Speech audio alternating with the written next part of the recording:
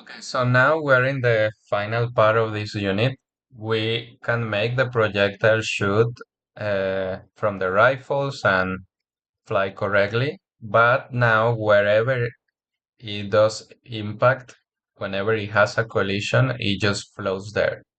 So what we're gonna do, we're gonna go to the blueprint of actually of the projectile.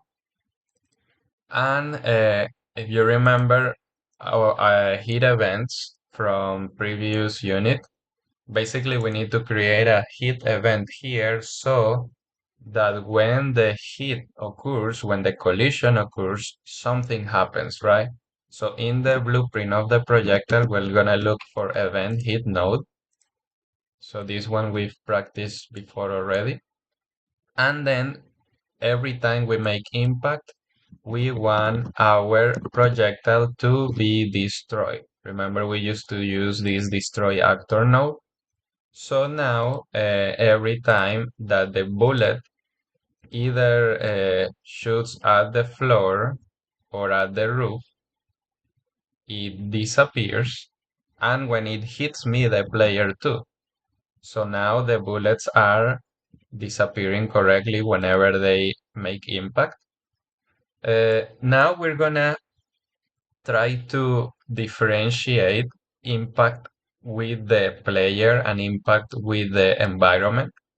So usually we wanna use tags for this. Remember how we use tag to recognize when we were collecting an orb, a collectible or not? So that similar thing, similar logic to what we want to do. So basically, remember the other pin, it's the other actor that we're making contact with. So here we can look for, I think it's called like actor hashtag. And here we can look for, let's say, we can put a tag to the player, let's say. So tag player.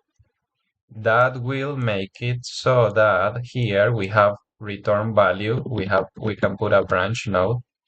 Basically, if this is true, we hit the player. If false, we just hit the environment, most likely, right? So let's delete this connection here. Instead, we're gonna connect with the branch. So if true, I connected with the player, I'm going to show that to the screen. I'm gonna say player hit,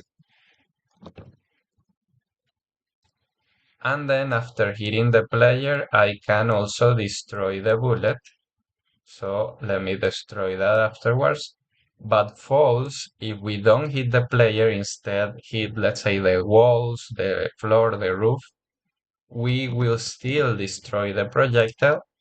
Only that we are not gonna show that print message, only when we hit the player, right? So in this way, when we run our game, you see we hit the floor, we hit the roof, no message happens. But now here's the thing. In right now, we don't really have like a player blueprint.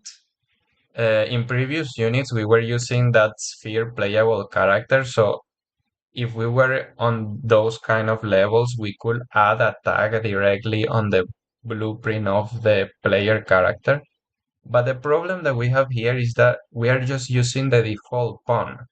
We are not using a blueprint for the player, so that means that I cannot really set the tag of the player. Remember the tag player we did here? I don't have my default pawn available to set that tag. So that's why when I'm getting shot, nothing happens because I don't have the tag set. So right now, just to make sure it's working, just to test it out, what you're gonna do, you're gonna run the game. And when you run the game, actually the default pawn comes up in here. So you're gonna pause the game here, next to the stop. You have this like pause. So here we pause the game, we go into default pawn, and then we're gonna go all the way down where the tags are. You might have to show all advanced details for it to like come up. So click here in the settings, show all advanced details. Then scroll all the way down, and here we have on advanced the tag. So here I can add one called player. And now when I resume my game, as you can see, if the bullets hits us, it does say player hit. So we know that the collision, the event, the hit event is working correctly. Okay, so right now, I know this is like not the most effective because if we stop the game, the default pawn disappears from the panel. And actually, if we run a game, it doesn't save the tag. So we will need to again pause and add the tag manually. But like right now, we're just testing. We just want to make sure that the player hit is being recognized. That's good enough for the purpose of this video. Later on, we can build implementations so that when the bullet hits us, it can, let's say, deduct some health, or it can even kill our player. But we can do that later. Right now, as long as you run your game and your default pawn recognizes the bullet hit by having the player tag here, that is already good enough for the purpose of this video. So as long as you get it same as me until this point, that means your collision for the bullet is working as intended.